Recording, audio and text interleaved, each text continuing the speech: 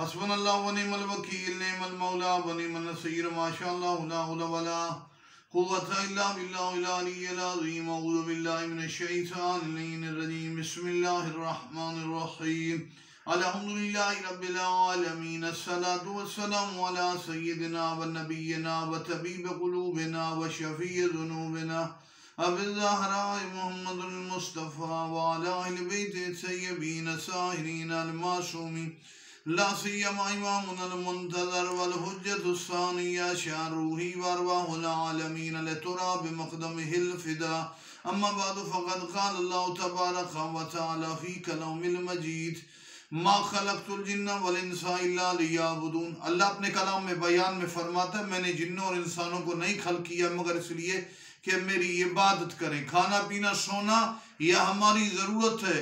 हमारी ईजाद वजूद में आने और का मकसद खुदा की इबादत है। हमें खुदा ने अपने दरबार में सजदा नमाज के लिए पैदा की और इबादत करने वालों को खुदा रिज़्क में हर चीज में बरकत देता है, हत्ता जिंदगी में।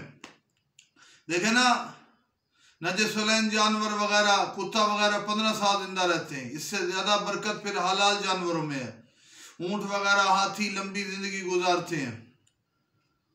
लेकिन कोई जानवर जिंदगी में, पते की बात कर रहा हूं, इंसान का मुकाबला नहीं कर सके कि इंसानों ने, अंबिया के अलावा इंसानों ने कई ऐसे इंसान गुजरे। सरबाइक हिंदुस्तान का बादशाह 930 साल जिंदगी गुजारी।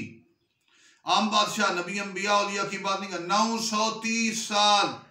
मेरे अजीजों, जिस तरह जब नमाज इबादत के और रूहानी दुनिया और आखिरत में निजात के अलावा यह है कि नमाज पढ़ने वालों की सेहत भी अच्छी रहती है, अल्लाह जिंदगी में भी बरकत और तूल अता करता है। मेरे मामू मौलाना बाकिर शाह साहब जाते रहते हैं हम खुई पे, 84 साल की उम्र है, कुछ ना कुछ नमाजें वो अभी इस एज में माशाल्लाह खड़े होकर भी पढ़ लेते हैं। 2 रखते खड़े होकर, 2 बैठकर, जोर की। तो मैंने देखा वो नमाज नवाफिल बकसरत पढ़ते थे।